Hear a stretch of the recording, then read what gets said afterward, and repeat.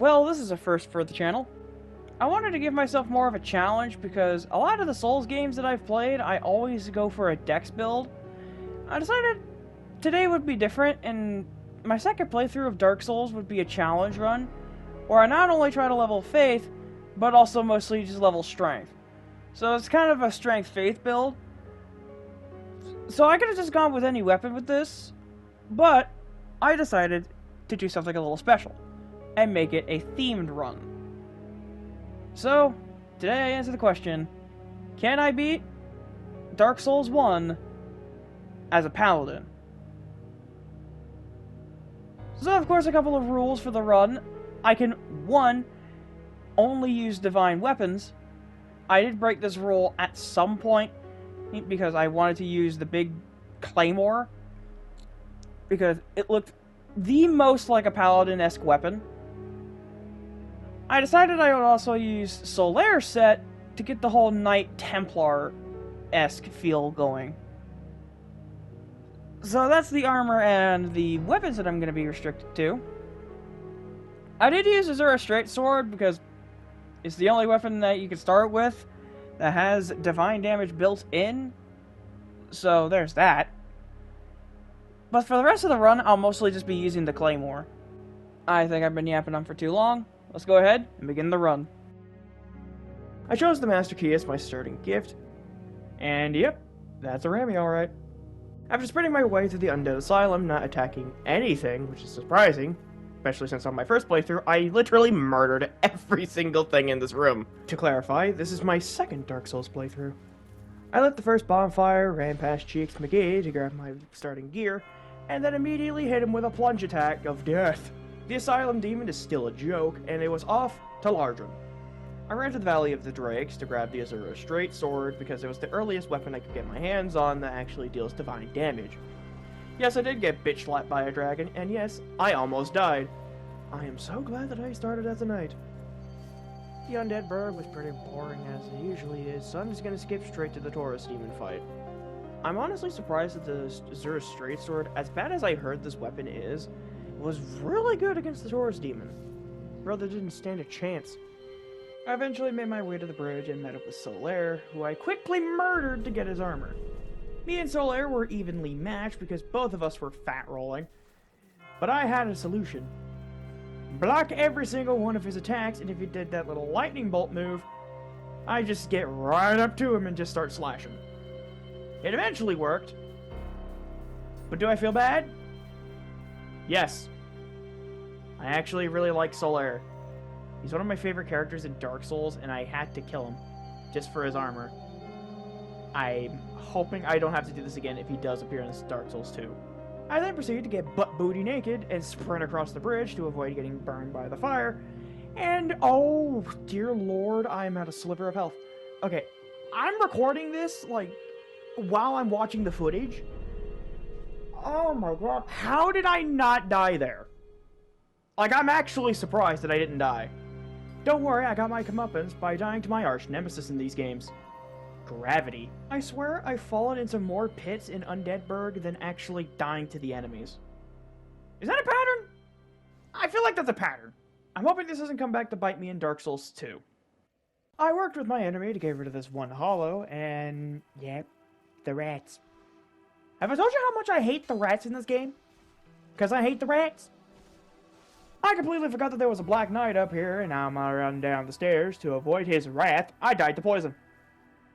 I wonder how that happened. But on the run back, I ended up hitting this little jig that I like to call the Sir Bean Shuffle. I'm pretty sure it does have a name. I'm just going to call it the Sir Bean Shuffle because just look at it. You got it, Sir Bean! Save the world! Our hero, ladies and gentlemen. Unrelated note, I died again. This time to a pig. I decided to cast away my armor for now and toss my naked body towards the bonfire at the end of the bridge, with varying degrees of success. I did make it. I got burnt a few times, but I did make it. Was it soul crushing? Kinda. I never actually managed to get past the dragon ever since this run, so I guess I just got lucky here. After dealing with the overgrown rotisserie chicken, I made my way to the undead church to go and speak with Audrey the blacksmith to upgrade, well, just mostly my gear. That's it. I didn't do anything stupid after this. I did something stupid, didn't I? Well, whoop-de-frickin-do. I decided it was a good idea to go all the way back to the Undead Asylum. For what reason? To get the Peculiar Doll. And try my best at fighting the Stray Demon. I failed. A lot. Even when trying to leave the area, I kept dying to the torch hollows. Why did I even do this to begin with? I had a very concerningly easy encounter with the Bell Gargoyles. I feel like this is spelling something terrible, but my brain is too stupid to pinpoint what it is. I mean, sure, I was using gold pine resin, and gold pine resin early in the game really friggin' busted. But still, I feel like they shouldn't have died this quickly. I rang the first bell of awakening and made my way back to Firelink Shrine, gave this guy the boot, thought I glitched out, and got the Fap Ring. That's a string of favor and protection. I'm not making this up. Literally, almost everybody calls it the Fap Ring. Capra Demon was for some reason next on my hit list, and after I gave him a taste of soon-to-be Holy Steel, I went to the Darker Gardens to fight the Moonlight Butterfly to gain access to the Divine Ember. What do you mean I went to the depths? I'm going off script here, but I seriously don't know what compelled me to go down into the depths. I guess just for the large ember? I don't even know. I just went down there for literally no reason. I'm still baffled at myself on why I did that. Okay, so after I got the large ember, I finally went to the Darker Gardens to face the Moonlight Butterfly to get my hands on the Divine Ember. I didn't. I went to fight Quelaag? I'm not kidding when I say this. I don't know why I went down to fight Quelaag. I was nowhere prepared to fight Quelaag. Just look at my damage in this clip. Sure, it's decent damage, but I don't know what came over me and just going there right after I beat the Bell Gargoyles and got an Ember that I wasn't even going to use. What compelled me to do this? I died about 7 times against Quelaag before finally getting smart and upgrading my gear before re-entering the fight. It became so much easier after I upgraded my gear. I didn't even remember what happened. I just found myself ringing the second bell of awakening like right after the fight. And then I talked to her sister, joined her covenant, specifically for one thing. A shortcut to Lost Islet. I'm not joking. That is the only reason why I talked to her and joined her covenant. So anyway, I did finally go and defeat the Moonlight Butterfly, but I can't show you the footage of me beating the Moonlight Butterfly because whoop-de-fucking-do, PlayStation decided to corrupt my footage. So, bleh. Thanks, Sony. I then went to Audrey to turn my +5 Claymore into a +5 Divine Claymore with the Titanite shards that I farmed from the Legion down in Blighttown. I'm not showing you here because, again, my footage was corrupted and it was alongside with the Moonlight Butterfly fight. I'm still pissed about that. I made my way back to the Darkroot Basin to fight Sif the wolf. Oh no. I'm not crying. You're crying. I'm so sorry, Sif. May you find rest in the great dog bed in the sky. Okay, don't get me wrong. Dogs in FromSoft games are the worst. But Sif is an exception, man. On a side note, I never used Sif's soul. I carried that bitch all the way to the end of the game. And up until the final fight with Gwen, it has been my good luck charm. I wish I was lying about that. Oh yeah, Sense Fortress.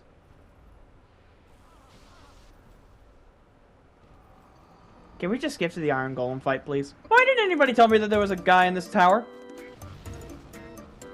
I'm pretty sure he was just there the whole time, and I just completely forgot about him. But I just never realized that there was a guy just chilling here. How did he even get up here? You know, I'm just... It's Dark Souls. I'm not going to question it. Alright. Now let's get to the Iron Golem fight. Oh, wait a minute. I need to take out that giant. Okay, now the giant's taken care of. Now let's get to the Iron Golem fight. Oh. He's dead. Oh, hey. You guys here to celebrate my victory? Hey. Hey! Hey! Hey! Hey! Hey! Hey! No! No! No! No! No! I don't want to be taken to hell! No! No! No! No! Damn it! Oh, hey! And Orlando! Let's go fight Ornstein and Smough! But I swear to you, these knights gave me a harder time than the two bosses.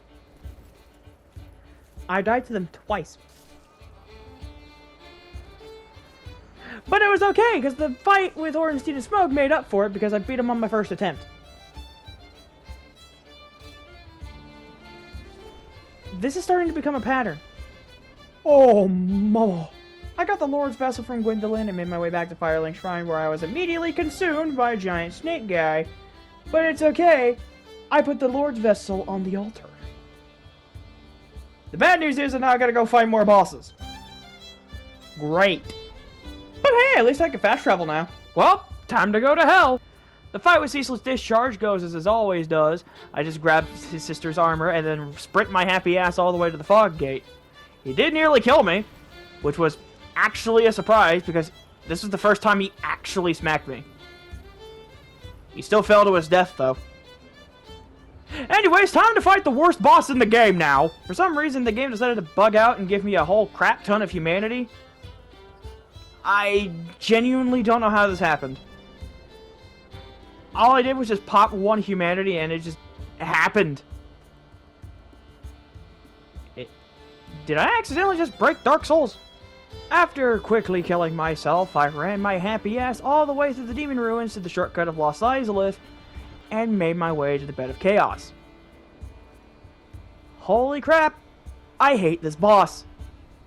Every time I got to one of its limbs, I kept dying. Every time I walked out, dead. I tried to get to the bug, dead. I got smacked down into the void, I think about 3 times, before I eventually managed to make it. I still got smacked, but I made it. And then I squashed that bug with holy steel. Man. This boss really sucks, doesn't it? The funny thing about divine damage, it permanently kills skeletons, so that's definitely good to have. Oh yeah, the pinwheel fight. I'm just gonna let it play out in its entirety here.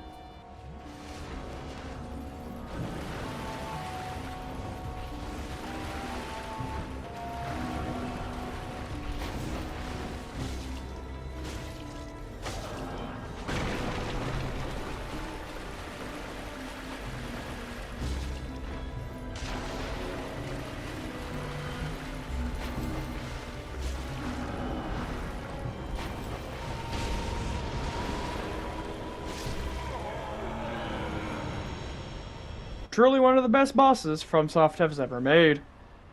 It was now time to enter the Tomb of the Giants, but first, there's something in here that I had to grab. That's right, the Large Divine Ember, baby. Now with the ability to upgrade my weapons to plus 10 Divine, I forgot that I needed White Titanite chunks. Well, time to grind! Hey, you remember this lady? I didn't. She was the same lady at Firelink Shrine that Unfortunate Haircut was trying to protect, but failed, and now 2 of his friends are now gone crazy, and now you gotta kill them. But hey, at least I get restoration out of it. I eventually did get all the Titanite chunks that I needed, so now it's time to get the slab. Don't ask me why the footage isn't here. Once again, footage got corrupted. This run is just making me look like I cheat, isn't it?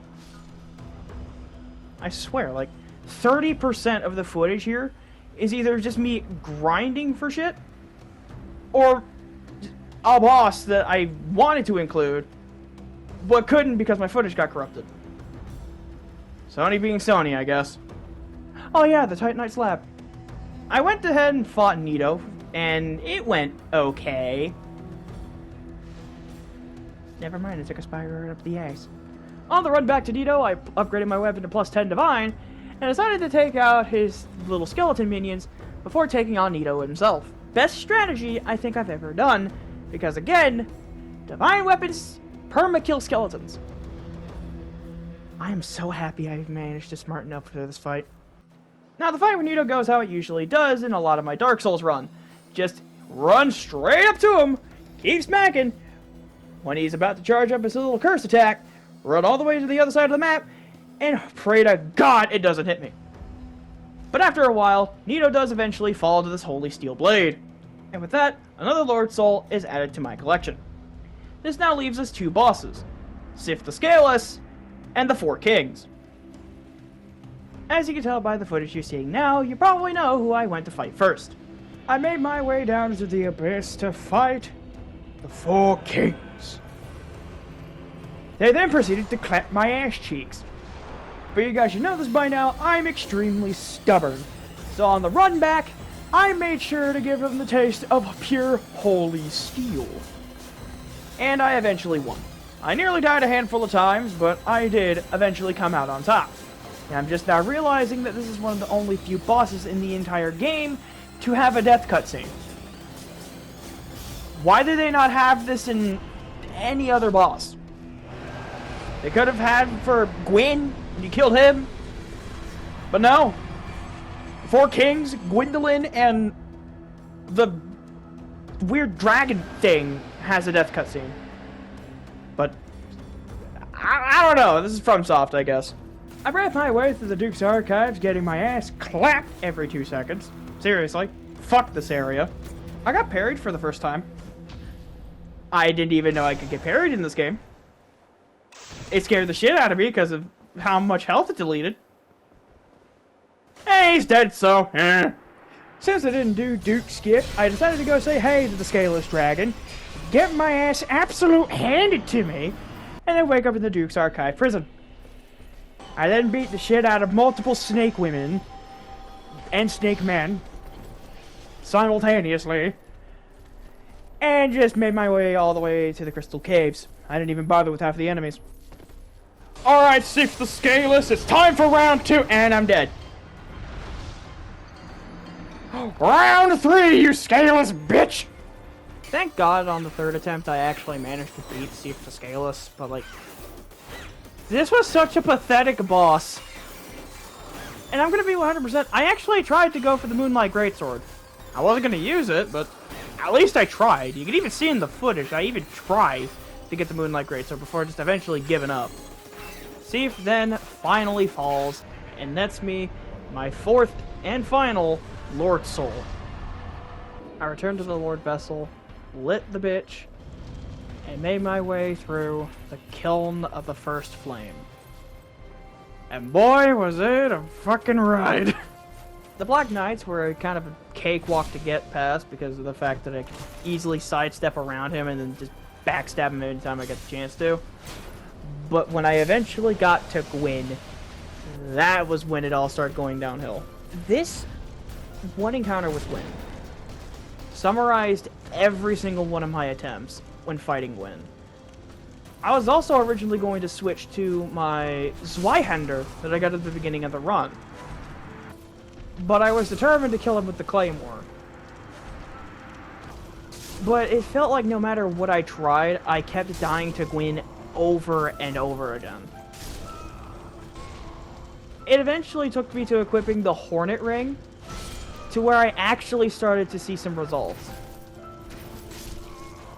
But, like all bosses, after many attempts, Gwyn eventually fell to the might of the Holy Claymore.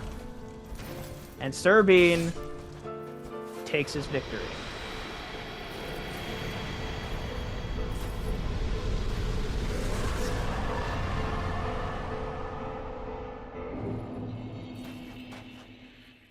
After Bean defeated the Lord of Cinder, he walked out of the chamber to claim his victory.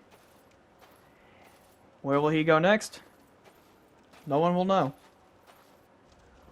Maybe he'll return. Maybe he won't. But all I can say for certain, yes, you can indeed beat Dark Souls 1 as a Paladin. We are here to serve your highness.